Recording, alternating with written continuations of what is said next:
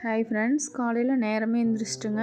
Lunch பாக்ஸுக்கு அவரைக்காய் பொரியல் செய்யலான்னு சொல்லிட்டு கட் பண்ணிகிட்ருக்குறேங்க. அவரைக்காயில் அந்த நாரெல்லாம் 2 பக்கம் உரிச்சிட்டுங்க. நல்லா அவரைக்காயை வந்துட்டு கழுவிட்டுங்க. இந்த மாதிரி கட்டரில் வச்சுட்டு நல்லா பொடி பொடியாக கட் பண்ணணுங்க.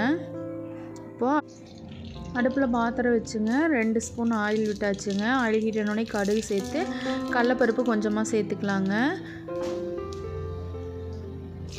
சின்ன வெங்காயம் தான் சேர்த்தணும் அவரைக்காய் பொரியலுக்கு.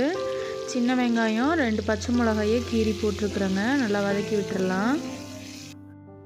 வெங்காயம் நல்லா வதங்கினதுக்கப்புறமா கட் பண்ணி வச்சுருக்கிற அவரைக்காயை அதோட சேர்த்துட்டு நல்லா கலந்து விடுங்க.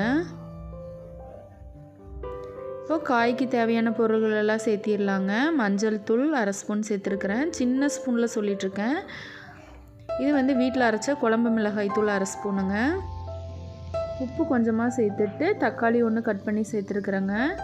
இது எல்லாமே நல்லா கிளறி விடுங்க. ஒரு 2 நிமிஷம் நல்லா கிளறி விட்டுட்டு காய்க்கு தேவையான அளவு தண்ணி சேர்த்துடலாம்.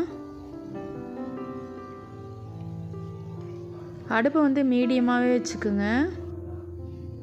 ரொம்ப ஹையாக வைக்க வேண்டாம். இப்போ காய்க்கு தேவையான அளவு தண்ணி சேர்த்து மூடி வச்சிடலாங்க. 2 நிமிஷத்துக்கு ஒரு தடவை எடுத்து கிளறி விட்டுட்டே இருக்கணும், இல்லைன்னா காய் அடி பிடிச்சிரும்.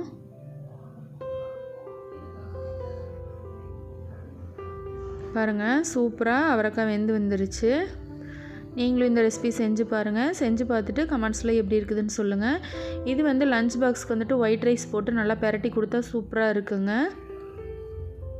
கொஞ்சமாக தேங்காய் துருவலும் மல்லித்தலையும் சேர்த்துடலாம்.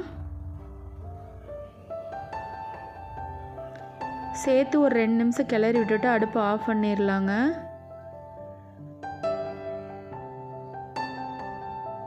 வீடியோ பிடிச்சிருந்தா ஒரே ஒரு லைக் பண்ணுங்கள். பாய்.